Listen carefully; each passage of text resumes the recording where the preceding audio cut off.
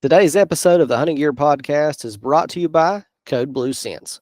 Not only do they have an extensive lineup of deer scents and urines, but they also have some scent elimination products like laundry detergent, field spray, and everything else you need. So before you get started with your hunt this season, be sure to check out Code Blue Scents. Tactacam's Reveal cellular trail cameras offer exceptional power, longevity, and superior image quality, regardless of the time of day. These cameras boast the fastest shutter trigger, the longest detection range, and the sharpest image quality with minimal motion blur, even in nighttime conditions. With multi carrier support, a weather resistant design, instant photo delivery, and user friendly operation, the Reveal cellular camera is an essential tool for any outdoors person. This episode of the Hunting Gear Podcast is brought to you by the Moultrie Mobile Feed Hub. How many times have you gone to check your deer feeder only to realize that it wasn't working properly and your well planned hunt would be a waste of time because there's no telling how long it had been empty or clogged? Well, the Feed Hub solves all of these problems by bringing the power and convenience of cellular technology directly to your deer feeder. With the Feed Hub, you have complete control over feed times and you can rest easy knowing your feeder is working properly and you'll be ready for your next hunt. The Feed Hub's universal design means it'll work with most major brands of feeders, and you can learn more information at moultriemobile.com. Hey guys, I'm Cameron Stover from huntinggeardeals.com, and joining me on today's episode of the Hunting Gear Podcast is me. I'm the only guest on today's episode because I'm responding to what I heard on the Wired to Hunt podcast. Now, if you follow the Wired to Hunt podcast, you've probably heard Mark Kenyon interview some of the best deer hunters from across the nation in recent weeks, and he asked the same series of questions to each one of them to get a perspective on how they would interpret the scenario or how they go about deer hunting. One of those questions pertains to exactly what we're going to talk about on this podcast. That's hunting gear. So, Mark's question to each one of those guests was, what is the best $100 investment that you've made in your hunting gear?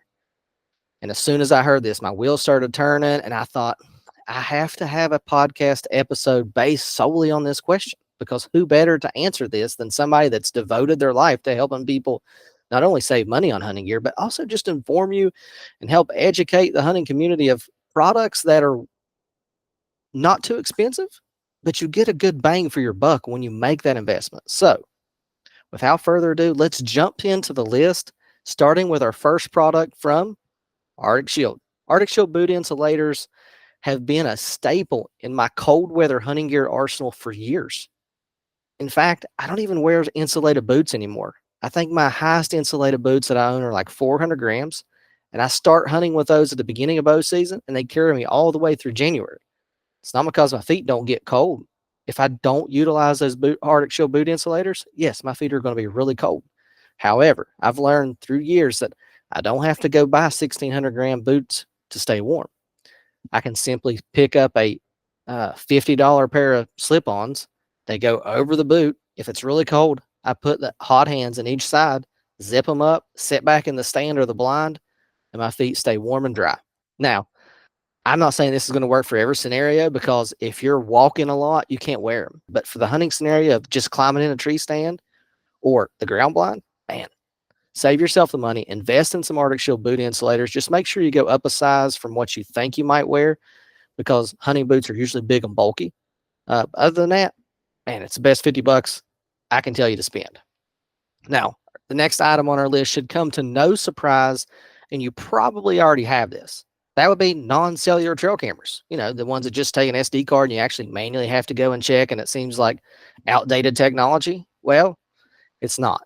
And the reason why is there's a lot of locations that I hunt that don't have cell phone service, and I do not need a cell camera. I don't need a data plan. I don't need to pay that extra money. I just need data. I just need the information contained on that SD card. And to be honest with you, I've got way more non-cellular SD card cameras than I ever have cellular trail cameras. Don't get me wrong. I love waking up during the rut to see photo after photo bucks that I have the chance to hunt. However, There's something special about pulling that SD card for the first time and taking a look at it once you get home, going through and interpreting that data. Now, one thing for me, if I look back at some of my hunting scenarios from years past and the data that I've collected, I've got years and years of history in some of these locations, but cellular trail cameras, since I've started utilizing them more, I haven't kept as many of those photos and that data through the years, unless it's a non-SD card camera. So I even utilize a non-SD card camera in the same locations that I run a cell camera now, just so I can maintain that data from year to year. Because let's face it, who checks their cellular trail cameras anymore? You just put a solar panel on them, some high quality batteries, you set them and you forget them, and turn the data plans off at the end of the season. And heck, I just pulled one from last year that I even forgot was hanging there. But the SD card cameras, those are always fun, regardless of when you get to pull them. Now, how expensive are they? Well, to make this list, they've got to be under $100. And so if you've paid attention to huntinggeardeals.com and you're part of our daily deals email subscriber network, then you've probably seen the Bushnell deal that I just posted with 2 non-cellular SD card cameras, or 18 megapixel, for $40. $20 a camera, you can't beat that. So invest in some cameras, high quality batteries. Now, I will tell you, don't skimp on SD cards. Go with the SanDisk Extreme Pros. That's the best SD card that I've used, and I haven't had any issues with any of those cameras or cards since then. But make sure you don't get a SD card that is more than what your camera is capable of supporting. Like, for instance, some of them have a max of 32 gigabytes of storage, and a 64 gigabyte camera card won't work. So enough about cameras. We should all have some non-SD card cameras in our arsenal if they're legal where you're hunting, of course, because some states are kind of weird about that now. So number 3 on the list is something I hope everybody here has. If you're hunting from an elevated position, you better have a safety harness on. Do not be the statistic that we talk about each and every year when the unfortunate event somebody falls and gets hurt. We probably all can think back of a buddy or an acquaintance, somebody that we knew that fell out of a tree stand and got hurt. One of my good friends broke his femur. He was out for the season, but thankfully he didn't lose his life. Just last week, a neighboring property had an issue, and the guy literally, the tree stand broke, and somehow he managed to catch himself on a limb or something, but keep him from hitting the ground. But he came straight back to the house, was done for the day. He's like, I'm not climbing up. And the sad thing is, he had a harness with him, but guess what? He didn't use it and clip it in. Thankfully, he didn't get hurt. Now, I say all this not to scare you, but just to give you the facts. Gravity wins every time. And unfortunately, if you don't have a harness on and you're 20 foot up in a tree, especially if you fall asleep and you're going head first, the chances of survival are very slim. Just recently, if you listen to that Wired to Hunt series that I was talking about, Mark Kenyon interviewed Andre DeQuisto, one of the most famous hunters in the country. He's told us that he fell out of the tree stand a couple times last year, and had he not had a harness on, we may not have had the opportunity to listen to him tell us about that. So keep that in mind. It can happen to any of us, regardless of how heavy you are, how light you are, how young, how old. Pick up a safety harness. You can pick up a good harness from Hunter Safety System for under $100, and there's several other on the market. Even the saddle hunter guys, like, you're staying tied off all the time. You don't need a regular safety harness. You've got your saddle. So stay tied off, guys. And if you don't have, say you're hunting from a saddle or whatever, so tie off 100%, just like you would in the workplace. Make sure you're taking it into the woods with you. Now, the safety guy in me won't let me stop there when it comes to the safety talk. So let's talk about hearing protection. And it's something that I've overlooked in years past, not when I'm at the range and I'm sighting my gun in, but during the hunt itself, because I'm only going to shoot one time if I'm lucky, right? So I can survive one shot. But a couple years ago, I was down in Texas and I was hunting with this kid named Weston. He was like 10, 11 years old. And we're turkey hunting. And you know, when you're turkey hunting, you can't move, you can't get busted. Turkeys have a very keen eyesight. And We got turkeys gobbling. They're on their way in, and he starts fumbling around. I'm like, what the heck are you doing?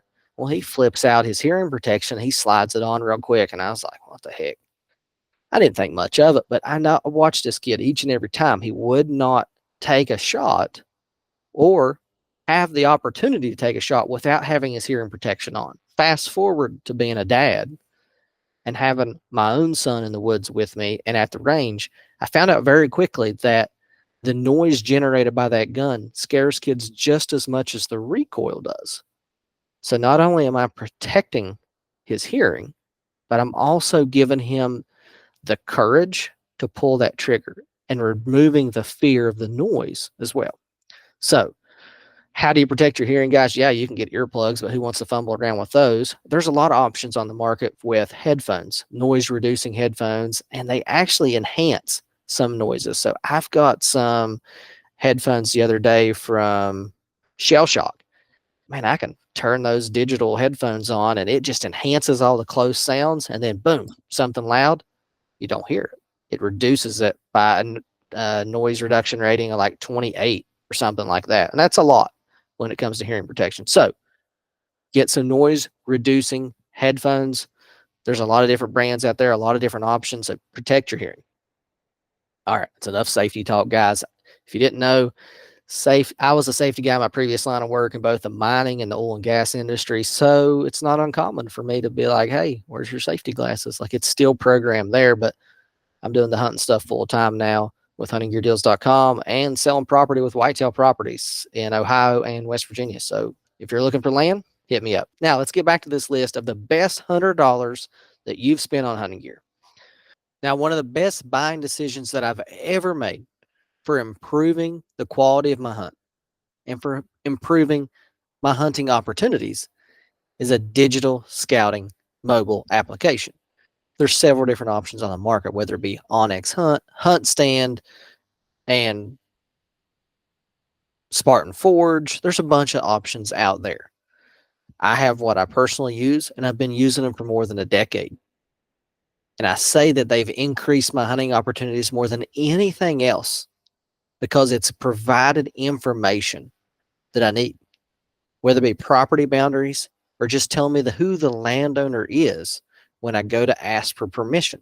I'll give you an example. So I'm scrolling through Onyx. I just moved to Ohio, and I'm thinking, how am I going to get permission to hunt some of these awesome properties? So I got my mobile app out on my phone. I'm going through it, and I find this property. It's a very large acreage in a very close proximity to other people. It's easy to access, I should say. And I find who the landowner is. And wouldn't you know it?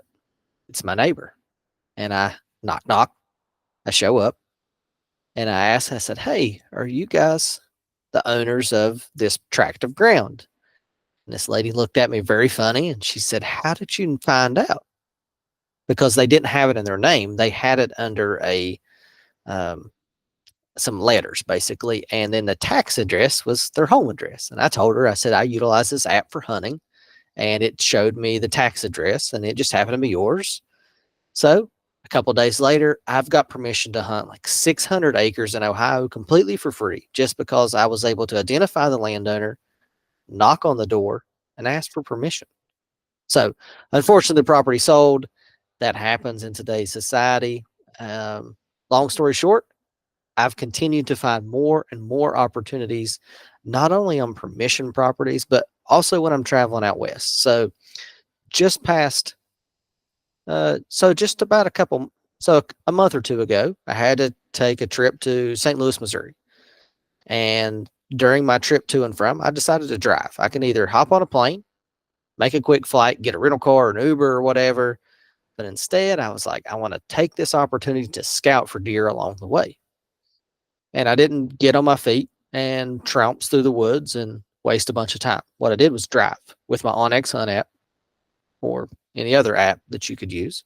And I dropped pins everywhere that I seen terrain features that I was interested in, soybean crops that had deer in it. And long story short, it made for a very fun and interesting adventure.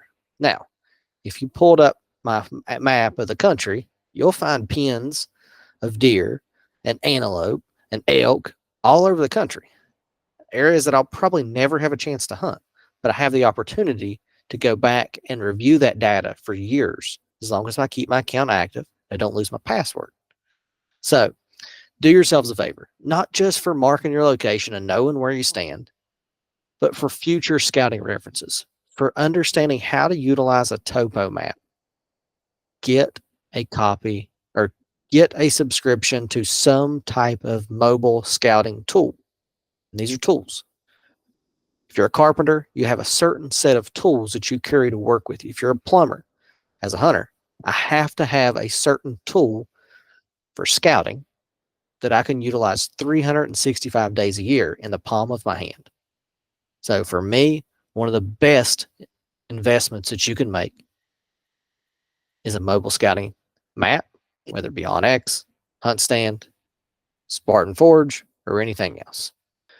Next up is a ground blind. And yes, you can spend way more than $100 on a ground blind. Don't get me wrong. You can pick up the hard-sided blinds that'll cost you $3 or $4 grand. You can get a soft hub style blind that costs $400. You can also pick up like an Ameristep Caretaker on sale or something similar under $100. Now, you check the retail prices of those and they're going to be like 150, 160, maybe more. But if you pay attention and you're a smart shopper, you pick up these ground blinds outside of peak season. That means when they go on sale at Walmart and on their clearance section at the end of the season, or Amazon Prime Day. This is when I usually stock up. Regardless of the brand that you choose, a good hub style blind for under $100 is worth its weight in gold, in my opinion, because it increases my hunting opportunities. There's a lot of locations that I just can't hunt from a tree stand or saddle. I need to be on the ground and I want to be concealed. Another factor that this has really increased my hunting success, and actually the success of my son, is the fact that I can take my kid with me and he can get by with a little bit more movement. He's got more time to and less pressure when it's come times to take the shot because he can move. He can get in position. Whereas you and I, we might be a little bit more skilled and we're set up preparing for that shot. Whereas he needs a little bit more time and he's going to move some. So ground blinds have really allowed us to hunt more together and be more successful. And to be honest with you, when it gets cold, those ground blinds are very nice. It cuts the wind, it retains heat, and it's just fun to be relaxed. You sit all week in a tree stand from daylight till dark, your body's hurting, you're sore.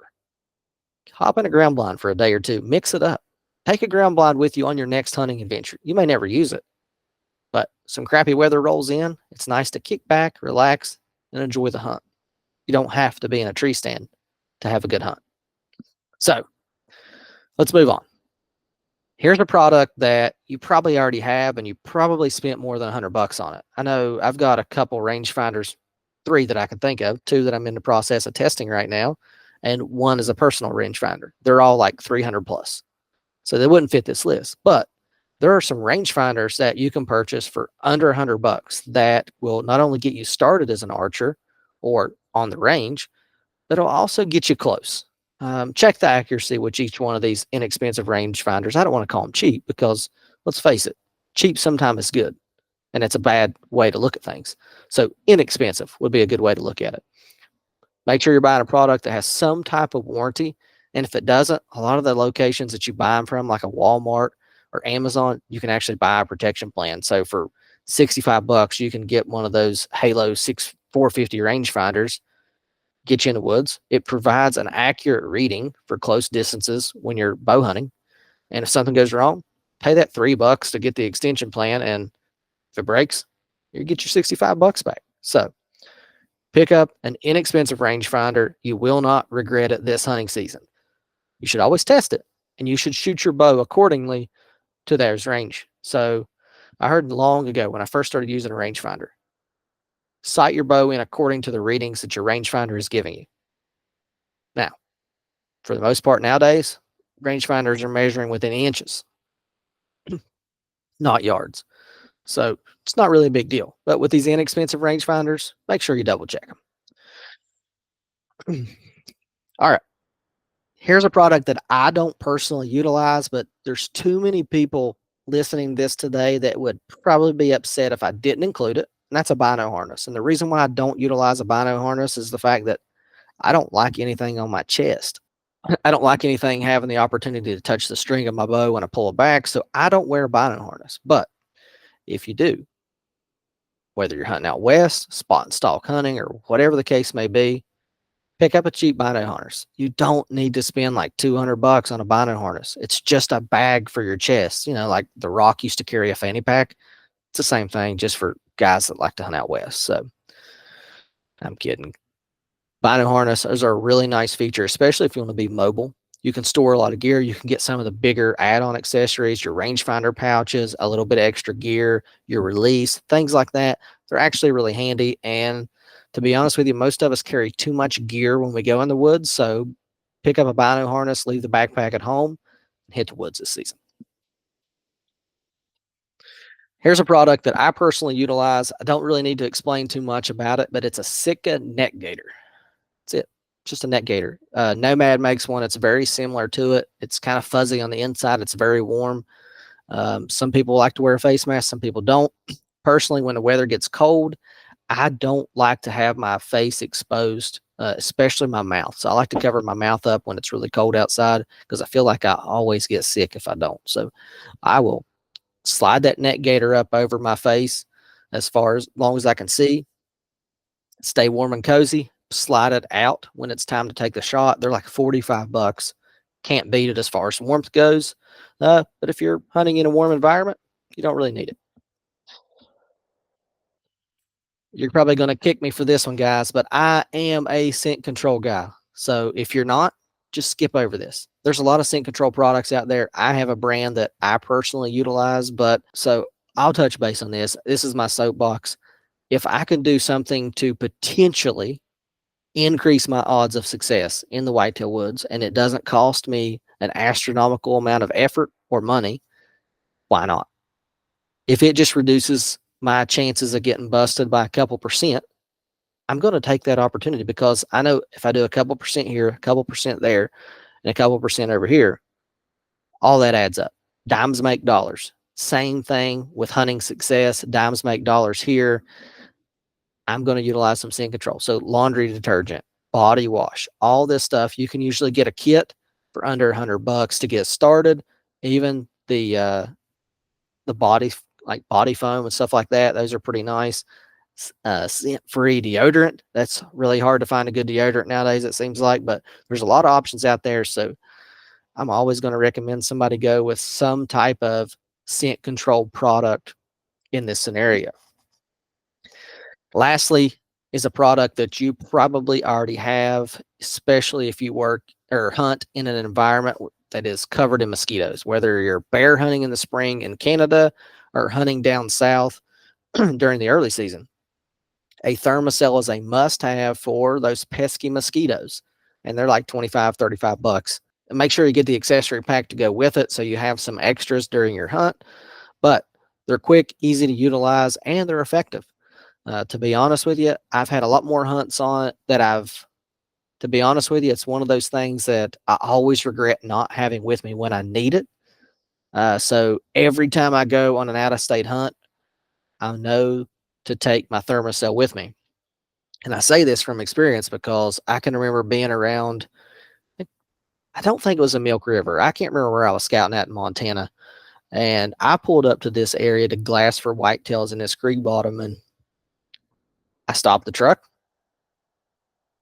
and then I heard this noise. What the heck? And I swear the mosquitoes were knocking on the windows. There were so many of them. It was so miserable to try to get out in that area and actually scout that I hurried, got back in the truck, and I just glassed from a distance. I was like, that is not worth it. So I feel bad for you guys that are hunting in those environments. We've all been there. Pick up a thermocell and protect yourself because let's face it, mosquitoes have the opportunity to carry some really nasty diseases, and you need to protect yourself. And a $35 thermocell is a good way to start. As an add-on benefit, pick up some Sawyer's permethrin to go with that to protect yourself from ticks and chiggers. Treat all your clothing, whether it's turkey season, scouting season, beginning of bow season, or if you're in an environment like Alabama or something like that, and you're going to be faced with those all season long, make sure you treat your clothing with Sawyer's permethrin.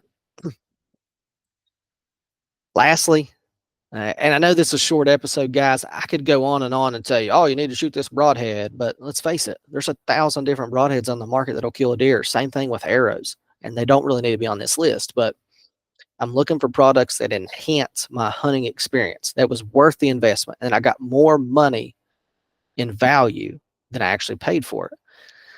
And lastly, second to last, I got another one too. Is a black diamond headlamp. Now, I heard about a black diamond headlamp for years before I ever spent the money and bought one, but I have no regrets. I have like 5 of them now. They're extremely lightweight. They make it, as far as battery life through the season, they're nice and bright. Previous years, it seems like every headlamp that I bought somehow turned on in my backpack, and when I needed it, it was dead. That doesn't happen anymore since I switched to black diamond. And of course, they're not making.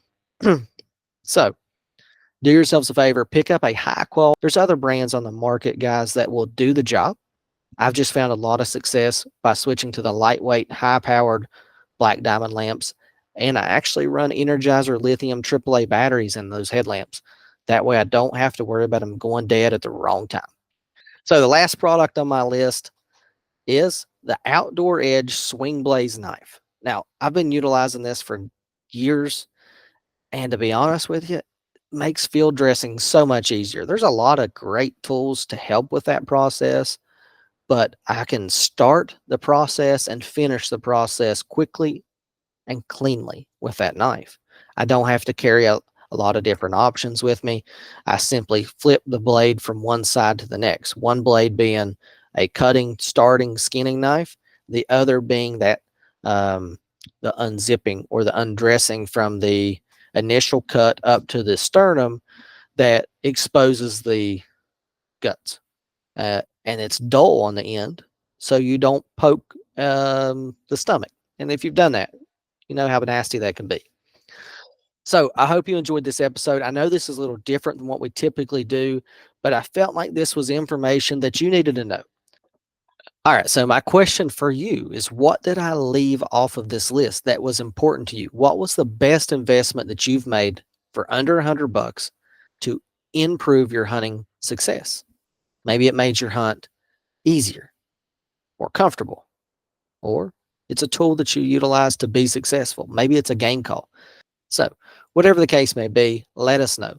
Drop a comment to wherever this video is shared. Now, if you want a recap of this list, guys, head down to the show notes. I'll put a link and a description for each one of them there. And you'll find some more information at huntinggeardeals.com. Do yourselves a favor. If you are buying hunting gear from the start of the season through January, 365 days a year, it doesn't matter. Sign up for the Hunting Gear Deals daily deal email so that you never miss a deal. You will save money. That's the goal. It's not to sell you the latest product that just come out and say, oh, this is the greatest thing ever. Nope. It's exclusive coupon codes to the brands you already want to buy. It's notifications of when they're going to be on sale. And we even track prices from year to year, season to season, to know that when a sale occurs, you're actually getting a good deal. So do yourselves a favor, head over to huntinggeardeals.com to learn more, and make sure you sign up for the daily deal email so you never miss a deal. Without further ado, guys, thank you for your time today. That's it for today's episode. And for more information, check out huntinggeardeals.com.